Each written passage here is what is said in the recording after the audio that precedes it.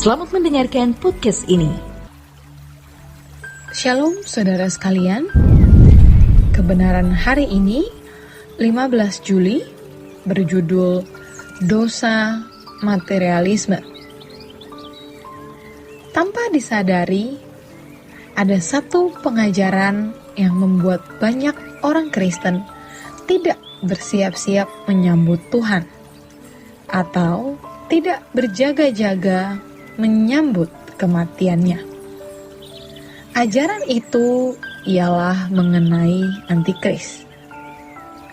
Pada umumnya, ketika berbicara mengenai antikris, mereka selalu memandangnya dari perspektif futuris, bahwa antikris akan datang nanti. Memang Alkitab berkata, nanti akan datang. Tetapi, ketika ditulis nanti akan datang, itu sekitar tahun 60 Masehi. Sudah 1900 tahun yang lalu. Jadi, antikris akan datang nanti tidak boleh diukur dari waktu kita sekarang, tetapi harus diukur dari waktu ketika firman Tuhan itu ditulis. Pada intinya, memandang tokoh atau sosok antikris itu tidak boleh hanya secara futuris, tetapi juga harus dilihat secara historis. Karena kesalahan ini, banyak orang Kristen tidak berjaga-jaga secara benar atau secara proporsional. Mereka memandang bahwa antikris belum datang, sehingga tidak bersiap-siap menyongsong kedatangan Tuhan, atau tidak berjaga-jaga menghadapi kematiannya. Dan tanpa disadari, ini menyesatkan. Kalau kita membaca Lukas 17, dikatakan oleh firman Tuhan demikian. Mereka makan dan minum, mereka kawin dan dikawinkan, sampai kepada hari Nuh masuk ke dalam bahtera. Lalu datanglah air bah dan membinasakan mereka semua. Demikian juga seperti yang terjadi di zaman Lot. Mereka makan dan minum, mereka membeli dan menjual, mereka menanam dan membangun. Tetapi pada hari Lot pergi keluar dari Sodom, turunlah hujan api dan hujan belerang dari langit, dan membinasakan mereka semua. Demikianlah halnya kelak pada hari di mana Anak Manusia menyatakan dirinya. Kalimat yang penting di ayat 32, ingatlah akan istri Lot. Apa yang diingat oleh istri Lot? Kekayaan yang tertinggal di Sodom dan Gomora. Jadi, di sini tidak ada nuansa penganiayaan yang dilakukan oleh antikris tersebut. Tentu, puasa gelap sudah belajar dari pengalaman. Ternyata penganiayaan fisik tidak memusnahkan orang Kristen, justru malah memurnikan iman Kristen. Penderitaan fisik membuat orang Kristen berhenti berbuat dosa. Dia pikir dengan aniaya itu Kristen bisa digenosida, bisa dihabisi, dan dipunahkan.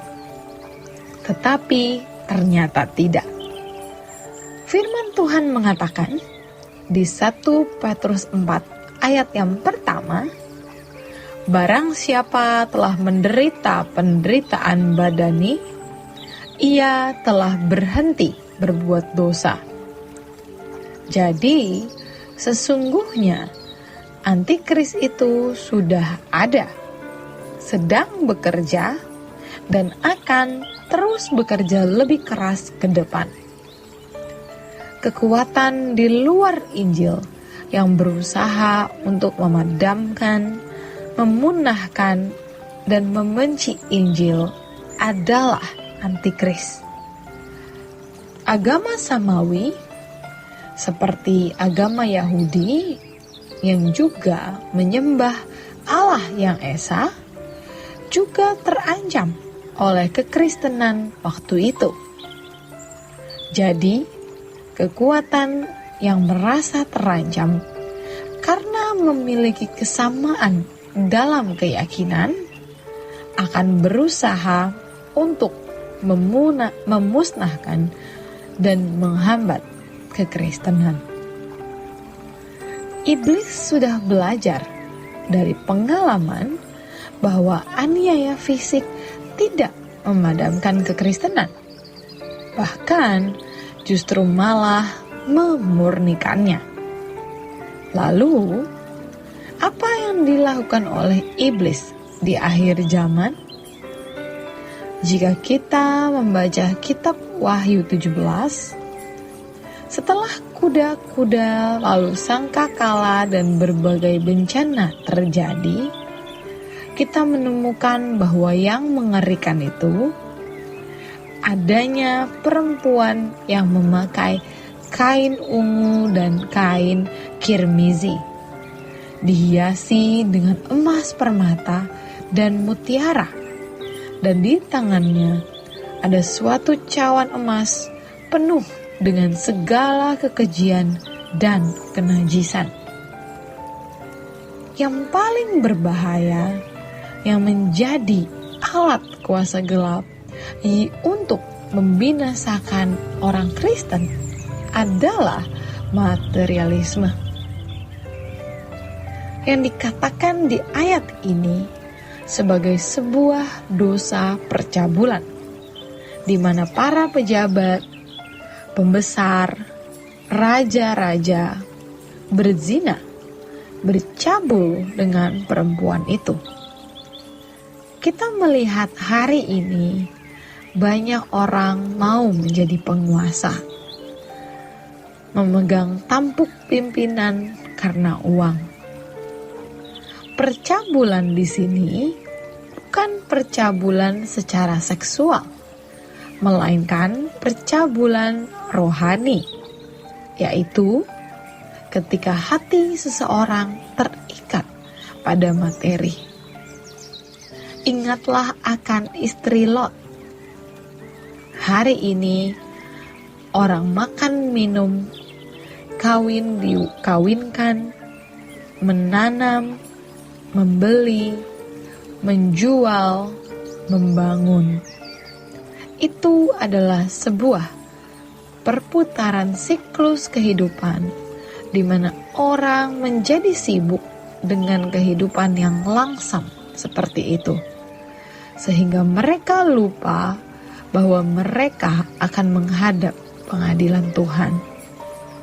Sebagian kita rata-rata begitu, maka kita tidak pernah bertumbuh dengan benar, tidak pernah ekstrim secara benar terhadap Tuhan. Memang kita bukan orang jahat, orang baik-baik yang masih ke gereja mungkin, tetapi kita tidak memenuhi kuota hidup sebagai orang Kristen. 1 Korintus 6 ayat 15-17 berkata, "Tidak tahukah kamu bahwa tubuhmu adalah anggota Kristus? Akan kuambilkah anggota Kristus untuk menyerahkannya kepada percabulan? Sekali-kali tidak.